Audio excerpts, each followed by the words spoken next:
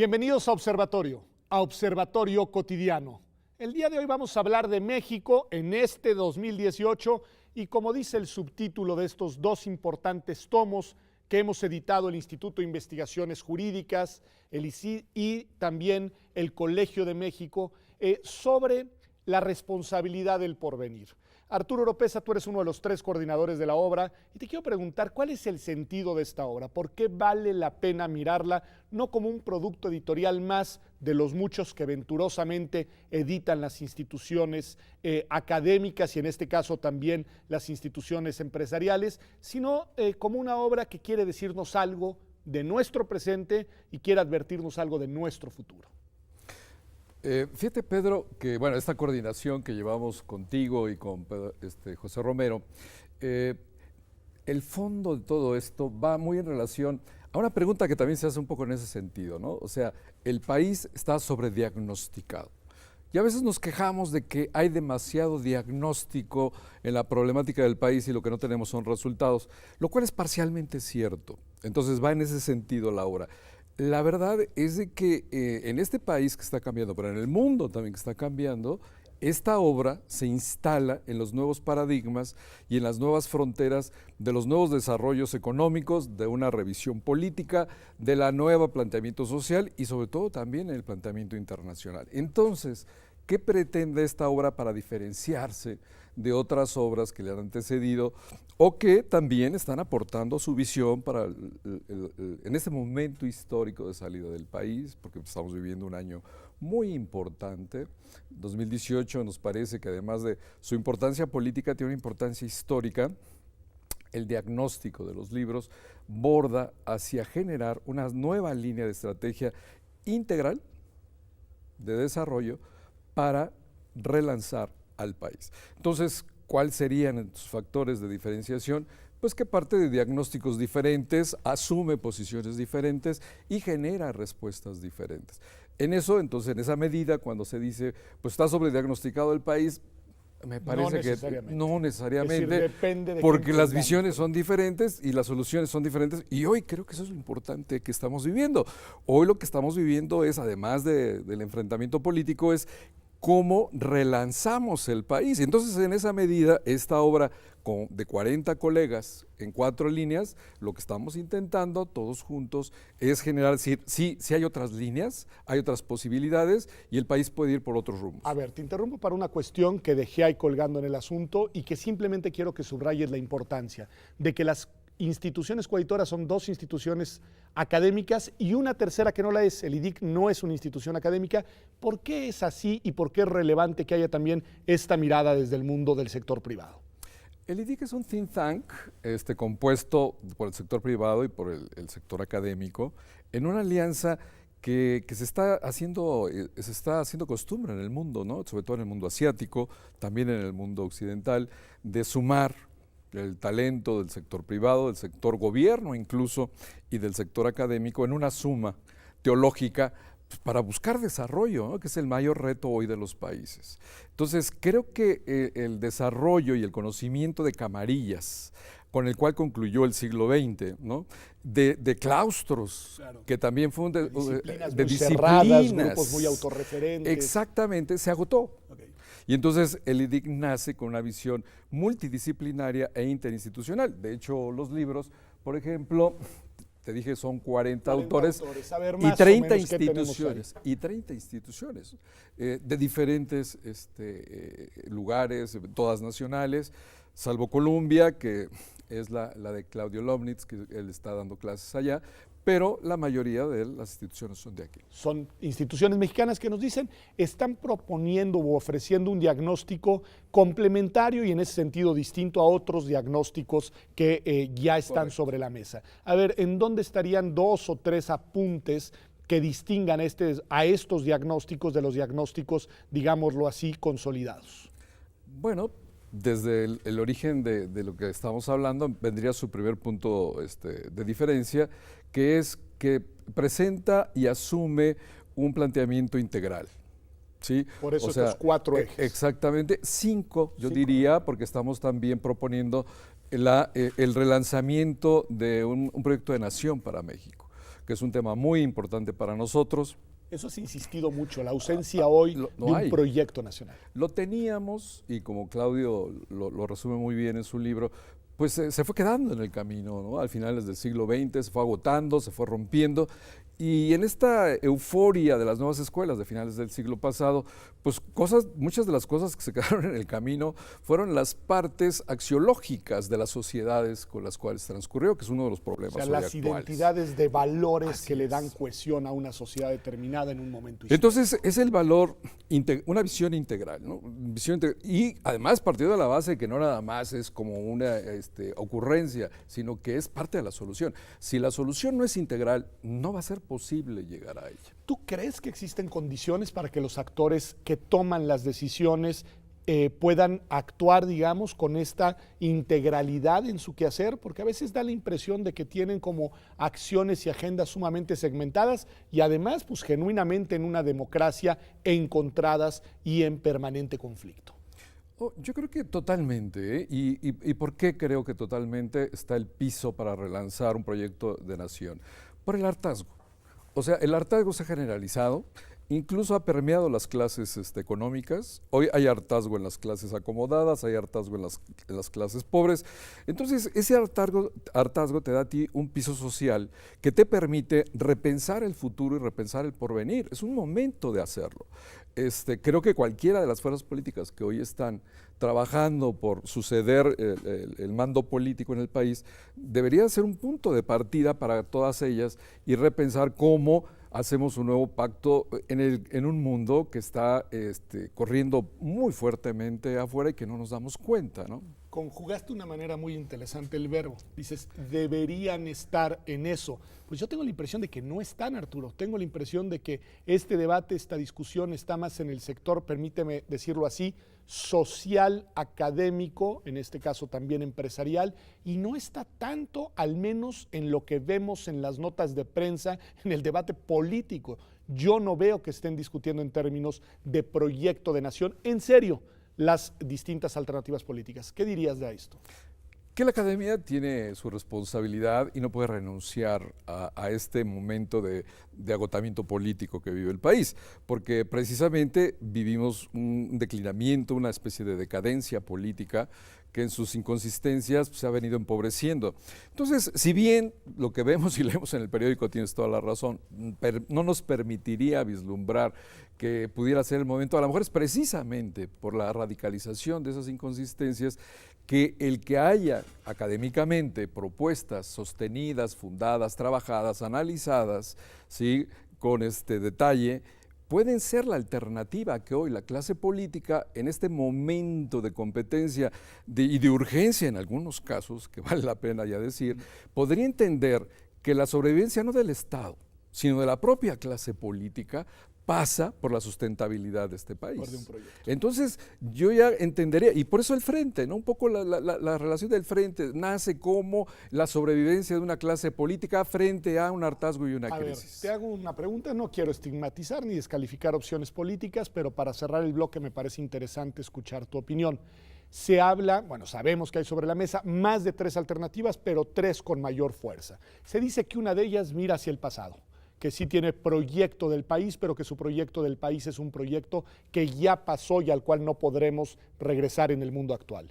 Que otra de ellas lo que busca es la continuidad, una continuidad en la cual ha sobrevivido desde hace ya varias décadas desde el poder. Y tú nos dices que hay una tercera alternativa que lo que probablemente disputa es precisamente ese espacio en el que nuevas alternativas de proyecto nacional pudieran presentarse. ¿Cuál es tu diagnóstico? Es excelente pregunta porque volvemos a lo mismo, ¿no? sobre diagnosticado el país y en el ponernos de acuerdo con los adjetivos. Por ejemplo, ¿qué es el pasado? Bien. ¿No? O sea, si el pasado es la discusión del Telecán hoy, en tratar de rescatar... Eso ya para ti es pasado. Claro. Claro. Entonces, habrían dos proyectos en el pasado. Lo que queda, ¿no?, de los vestigios del Telecán del siglo XX, que es donde hoy está entretenido el país, buscando a ver qué queda de lo que fue, eso es el pasado, eso es el siglo XX. Entonces, una alternativa que te habla de un desarrollo industrial del siglo XXI, que por ejemplo es una de las fuentes políticas, de los actores políticos, que dicen que es del pasado, que lo trae dentro de sus manifiestos, a lo mejor está en el futuro, pero ese es el punto. O sea, estamos confundidos con pasado, presente y futuro, y en esa confusión deja tú que los políticos lo manejen por razones de interés político. Pero el tema es que nosotros, y ahí la academia tiene una responsabilidad, ¿no? Porque la gente se va confundida y en verdad cree que pues, hay unos niños héroes defendiendo el Telecán, ¿no? Y no es cierto, estamos ahí agarrándonos en una orfandad de lo que se acabó, viendo que rescatamos, en vez de estar relanzando al país hacia un desarrollo del siglo XXI. O sea, tú dirías, este es un contexto sí de problematización, sí de confusión, sí de desajustes, pero al mismo tiempo de oportunidades. Grandes oportunidades, grandes oportunidades. Propiamente en el mundo se está dando una nueva baraja. Hay un declinamiento de Estados Unidos, hay un declinamiento occidental, hay un fortalecimiento totalmente asiático y hay nuevos modelos económicos y hay nuevos modelos políticos. En esa medida, el país que sepa traducir mejor todos esos fenómenos tendrá mejores oportunidades de relanzar su proyecto de desarrollo. Pues yo sé que a ti te gusta hablarnos precisamente de esa transformación global y te voy a pedir que lo hagamos regresando en el próximo bloque aquí en Observatorio Cotidiano. Y tú sabes que a mí me gusta mucho recordar a María Zambrano y me hiciste pensar en ella, en esta estupenda idea de en dónde estamos. Sí, estamos en crisis. Decía Zambrano porque es ese momento en el que el pasado y el presente no dejan abrir las puertas al futuro. Regresamos aquí a Observatorio Cotidiano.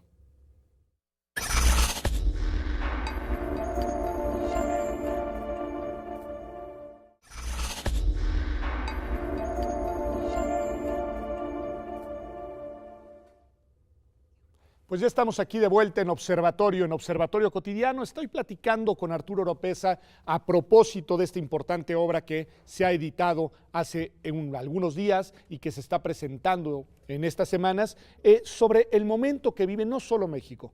Nos decías tú, Arturo, y me gustaría que por ahí abriéramos la brecha en este bloque, que hay una gran transformación en diversos ámbitos a nivel global. Dices, hay nuevos actores, hay nuevos modelos políticos, hay nuevos desafíos económicos y pareciera que no estamos leyendo, al menos no como, digamos, proyecto de país, cuáles son las oportunidades que nos ofrece esta coyuntura particular. ¿Qué dirías con más detalle de esto? Pues que junto con todo lo que acabas de señalar, que estoy totalmente de acuerdo, precisamente incluso es el sentido de la obra, es rescatar el futuro. El rescatar el futuro en el sentido de que ha sido secuestrado, ¿no? Y además ocultado, y temas de futuro no se tocan en el país. En este año particularmente es una posibilidad. Y en ese ocultamiento en el tiempo, lo que ha pasado es que hemos perdido la sensibilidad de cómo el mundo está cambiando de una manera muy fuerte. No es que no esté en el discurso, por cierto, ¿no? En el discurso pues, es fácil ver que la globalización por aquí, la globalización por allá, pero no estamos siendo serios con el tema de la dinámica de la globalización y de sus efectos que van a tener hoy y que están teniendo hoy y que van a tener dentro de 10, 20 y 30 años en el 2050, que es mañana, ¿no? En 2050 el escenario son de 10,000 millones de personas. Es impresionante ese dato. Peleando por un puesto de trabajo y por un nivel de vida como el que hoy pretenden las clases medias del mundo entero, ya no nada más de la clase occidental. Y el resultado que estamos viendo y que podemos ya adivinar con estudios empíricos es que el 90% de las clases medias que se generarán de aquí a 2030 y 2040 serán el 90% de Asia del Este. Es un dato muy fuerte, claro. Muy fuerte. Y entonces la pregunta es, ¿qué estamos haciendo hoy aquí? Que vemos con esos datos duros, cómo estamos reaccionando como país y como región. Por ejemplo, Estados Unidos, ¿no? Que es el líder de América del Norte y el líder del mundo, no está consciente del momento histórico que vive. Está atrapado en su laberinto y no está reaccionando, que es característico de las naciones en declinamiento. O sea, pierden el rumbo y pierden el ritmo. A ver, esto tiene que ver también con, creo, ¿no?, la difuminación de las ideologías. ¿En qué quiero decir, Arturo? Y me gustaría escuchar tu opinión. Hoy vivimos, por ejemplo, claramente en México que el mapa político ya no está organizado. Dejemos ya por emblemas partidistas más o menos identificados, sino por proyectos coherentes y consistentes en su orientación ideológica. Izquierdas, derechas, extremas de un lado, extremas del otro. Eso pareciera que se ha desaparecido y que además hay una mezcla entre la agenda política, la agenda social y la agenda cultural con múltiples contradicciones en su interior. ¿Qué dirías sobre las ideologías hoy en ese mundo en transformación galopante? Agotadas, empobrecidas, desaparecidas en esta cauda que podemos ver de 70, 80, 90 del siglo pasado, con el gran y grave resultado al día de hoy, en donde vemos que partiendo de dos, para ser muy simplistas, de dos líneas que tuvo su mayor auge, tanto la económica, que fue, por también decirlo de manera muy general, sin llegar a las divisiones que tiene, a un enfoque neoliberal del desarrollo económico. Está bien, el emblema sirve, ordena. Y la parte, en la parte política, pues fue el Estado de Derecho, ¿no? De la escuela europea o de la escuela harvariana de Nye. Y entonces, esas dos líneas, por ejemplo, fueron los parámetros con los que se fue quedando y se fue empobreciendo Occidente. Y se fue empobreciendo porque económicamente la realidad cambió. Y de un control que tenía de un mundo occidental que era omnipresente, universal, que era un determinismo de futuro desde 89, de la caída del muro de Berlín, resultó que el análisis fue totalmente equivocado. O sea, lo que sucedió en 89 no fue el predominio y la hegemonía total desde ese momento y para siempre del mundo occidental, ¿no? En base a ese capitalismo neoliberal y desde luego de ese Estado de Derecho que digamos que todos estaríamos muy de acuerdo con sus facetas, pero que eso es lo que queda en materia de ideología, que finalmente pues es un simplismo, ¿no? Porque pues, simplemente es un cumplimiento del deber ser y hasta ahí en sus mejores expresiones. Y junto con ello irrumpe de una manera tempestuosa una nueva realidad política y económica que le compite, que lo alcanza y que hoy lo subyuga a toda esa realidad occidental, que a lo mejor si hubiera seguido solo, le hubiera podido alcanzar. Pero con un entorno el tema mundial es que no desde el 78, que China se abre al mundo con 900 millones de obreros, la realidad ya no es la misma y el mundo ya no es lo mismo. Y quizá ahí no es una transformación ideológica, sino simplemente pragmática, ¿no? No, sí es ideológica. A ver, cuéntame. Es ideológica porque precisamente lo primero que fue maquilador en su versión más ínfima, de apertura de mercados y asociación culposa de Occidente con Asia para precarizar salarios, hoy, ante el éxito económico de China principalmente, una civilización, no un país maquilador, una civilización milenaria, hoy lo que prevalece, porque ahí vive y está viva toda esa ideología, pues es una ideología totalmente diferente a Occidente, que acá lo más que llegamos a decir es que era inferior al Estado de Derecho y la democracia, imperio de la ley. Es más poderosa, digamos. Pero ese es un punto que trae una falsedad de punto de partida, porque quisimos ver, comparar lo que estaba surgiendo con lo que teníamos, cuando era totalmente diferente. Porque es como querer comparar el Estado de Derecho o la realidad de Marte con lo que se vivía en la Tierra en ese entonces. Parece exagerado, pero es que es así, porque allá tiene 3000 años que es una realidad moral, política y económica diferente, que por cierto fue la ganadora durante 18 siglos de la era moderna. O sea, no es que de repente hoy llegó China, como parece que a veces se dice, sí, claro, llegó China de repente, ¿dónde estaba? No, China en la era moderna tenía 18 siglos de ser la hegemonía económica más fuerte y de pensamiento, de filosofía. ¿Sí? De filosofía política y desde luego en su manejo.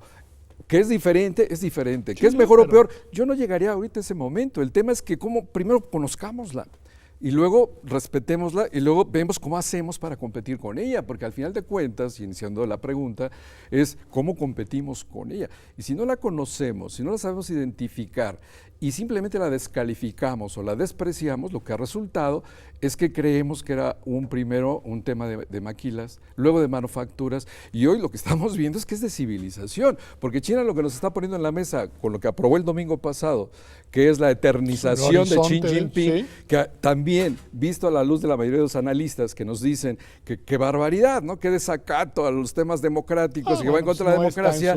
Bueno, en 2000 años nunca se pusieron limitaciones al poder imperial en China. No es costumbre, no es realidad. ¿Está mal o bien? Eso yo no lo sé. Esa es una discusión muy interesante en el ámbito de la teoría política. Lo que te puedo decir es que así fue, y era una costumbre, y era una realidad, y era un respeto. Y la gente, es una cultura. La gente lo hace cultura. Por eso es que tomó posesión y no pasó nada, ¿no?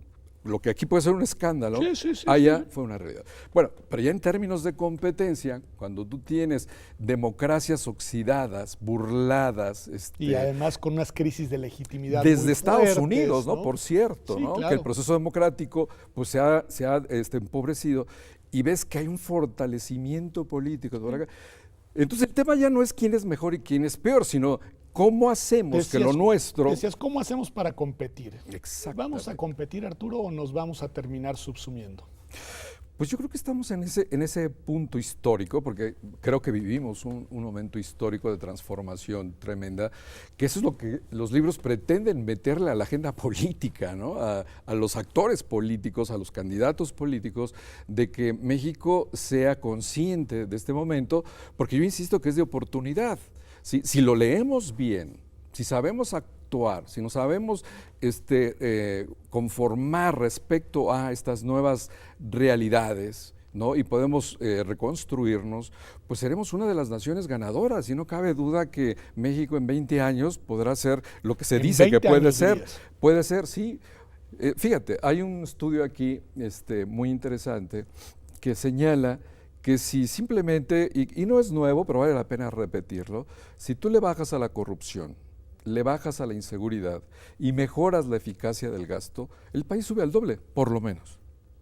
Entonces no se necesita ser ni mago, ni traer las reformas estructurales, simplemente el país con que fuera un poco mejor de lo que es. Ahora, ¿es posible eso? Sí, sí es posible, con un actor político que decida hacerlo. Y que se lo tome en serio. Y que lo tome en serio. Porque escuchamos mucho sobre eso, pero quizá nos queda la sensación de que hay retórica y al menos hay una profunda desconfianza ciudadana en las propuestas políticas. Eso también es grave, Arturo. Sí, pero fíjate que la historia también nos dice, y tú lo has escrito, que finalmente la historia se reescribe por los mismos actores. La misma China, ¿no? Deng Xiaoping, que es el nuevo autor del libro de la historia y el éxito chino, pues fue parte del equipo de Mao Zedong.